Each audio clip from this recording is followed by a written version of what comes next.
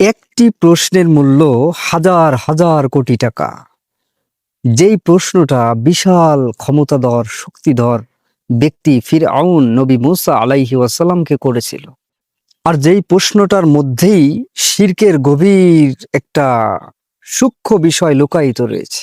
নবী মূসা আলাইহি ওয়াসাল্লাম যখন ফিরআউনকে দাওয়াত দিলেন, আল্লাহর তাওহীদের বাণী শোনালেন, আল্লাহর তাওহীদের দিকে তাকে আসতে দাওয়াত পেশ করলেন, তো ফিরআউন নবী মূসা আলাইহি ওয়াসাল্লামের দাওয়াত শুনলেন, দাওয়াতটা বুঝলেন এবং তিনি বললেন যে, হে মূসা, হ্যাঁ তোমার দাওয়াত আমি বুঝলাম, শুনলাম, তো তুমি শুধু আমাকে একটি প্রশ্নের উত্তর দাও যে ফামা বালুল কুরুনিল ঔলা, যে বলতো আমাদের পূর্বপুরুষ তারা কোথায় আছে, এখন তাদের অবস্থানটা কোথায়, বা আল্লাহ তাআলা তাদের ব্যাপারে কি সিদ্ধান্ত নিয়েছেন।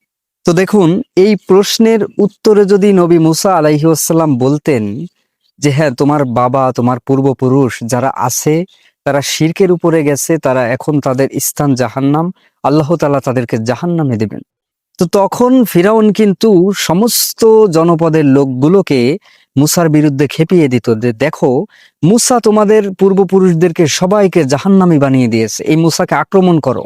আবার মূসা আলাইহি ওয়াসাল্লাম যদি উত্তরটা এভাবে দিতেন যে হ্যাঁ তোমাদের পূর্বপুরুষ যারা ছিলেন তারা আসলে দিন বুঝতে পারেনি, দিনের সঠিক বিষয়টা পায়নি, তো তাদের ব্যাপারে আল্লাহ রাব্বুল আলামিন হয়তো তাদেরকে ক্ষমা করে দিবেন, তাদেরকে জান্নাত দিবেন। তো তখন ফিরাউন উত্তর দিত, যদি আমার পূর্বপুরুষ তুমি মূসার মতো ব্যক্তির দাওয়াত না পেয়ে জান্নাতে যায়, তুমি যে দিকে আমাদেরকে ডাকতেছো এমন কথাগুলো না মেনে যদি তারা জান্নাতে যায়, তো আমরাও জান্নাতে যাব, আমরাও আমার পিতামাতার মতো যাব, পূর্বপুরুষদের মতো একই স্থানে যাব, সমস্যা কোথায়। তো দেখুন, ফিরাউন যতই শক্তিধর হোক, যতই ক্ষমতাবান বুদ্ধির অধিকারী হোক, তিনি প্রশ্নটা যাকে করেছিলেন সেই নবীও কিন্তু কম না, যিনি আল্লাহ রব্বুল আলমিনের সঙ্গে কথা বলেছেন। ওয়াকাল্লামাল্লাহু মূসা তাকলিমা, আল্লাহ তাআলা নিজে মূসার সঙ্গে কথা বলেছেন, কথা বলার মতো।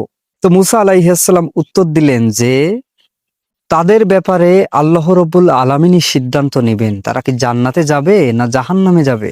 কিন্তু তাদের কাছে আমি মূসা দাওয়াত নিয়ে আসিনি, তারা মূসাকে পায়নি, কিন্তু তুমি ফিরআউন তোমার কাছে আমি মূসা এসেছি, আমি মূসা দাওয়াত নিয়ে এসেছি। তো এখন আর তোমার এমন অজুহাত দেখানোর সুযোগ নেই যে আমি তো দিন বুঝতে পারিনি, আমার কাছে তো তাওহীদের দাওয়াত নিয়ে কেউ আসেনি, আমি তো কোনো নবীর দাওয়াত পাইনি। তো এখানেও দেখুন বাপদাদার অন্ধ অনুসরণ। তো এই যে বাপদাদার অন্ধ অনুসরণ একজন ব্যক্তিকে এত দূরে সীমান্তে নিয়ে যায় যে ফাদল্লা দলালাম বাঈদা, যেখান থেকে কশ্চিনকালে আর ফিরে আসা সম্ভব হয় না।